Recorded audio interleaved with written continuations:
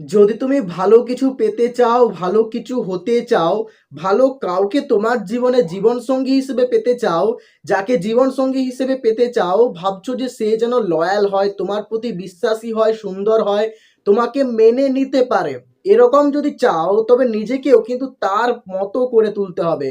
সবসময় আমরা নিজেকে আপডেট করি না, নিজের ভেতরে অনেক ভুল, দোষ, ত্রুটি থাকে। আর সেগুলো রেখে দিয়ে নিজের ভেতরে চাপা রেখে দিয়ে আমরা অন্যের ভেতরে ভালো জিনিসকে খোঁজার চেষ্টা করি।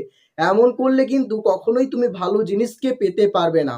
ভালো পেতে গেলে আগে ভালো হতে হবে।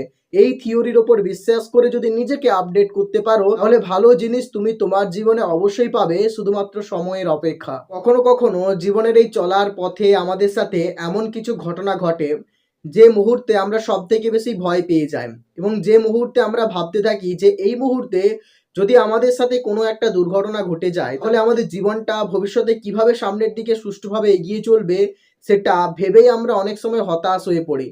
বর্তমানে থেকেও আমাদের মনে হয় যেন আমরা ভবিষ্যতে সেই অনিশ্চয়তার দিনগুলোর মধ্যে থেকে নিজেদেরকে পার করছি। জীবনে কখনো কখনো বাস্তবে থেকে সবকিছু পাওয়ার পরেও এতটা হতাশ বোধ হয় মনের মধ্য থেকে যে মনে হয় যেন জীবনে সবকিছু হারিয়ে ফেলছি। জীবনে তখন বেঁচে থাকার ইচ্ছেগুলোই অনেকটা মন্দীভূত হয়ে যায়। জীবনের এই রকম মুহূর্তগুলো সব থেকে বেশি যন্ত্রণাদায়ক এবং কষ্টকর হয়। একটা মানুষ যখন তার জীবনে হতাশায় ভুগতে থাকে তখন তার কাছে বাঁচার আশা খুব কমই থাকে। যখন একটা মানুষ হতাশায় ভুগতে থাকে তখন তার মনে হয় যেন তার জীবনে কিছুই করার নেই, তার জীবনে কিছু চাওয়া পাওয়াই নেই। আসলে একটা মানুষের জীবনে সব কিছুই থাকে, কিন্তু যখন কোনো একটা মানুষ হতাশায় ভুগতে থাকে তখন সে পজিটিভ জিনিসগুলোর চেয়ে নেগেটিভগুলোকেই বেশি ভাবতে থাকে।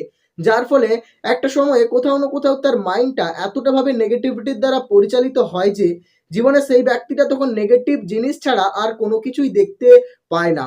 আর এই হতাশা, নেগেটিভিটি থেকে আমাদেরকে পরিত্রাণ পাওয়ার জন্য সবথেকে ভালো উপায় হচ্ছে মেডিটেশন। মেডিটেশন আপনার জীবনকে কখন কিভাবে যে বদলে দেবে তা আপনিও ঠিক বুঝতে পারবেন না।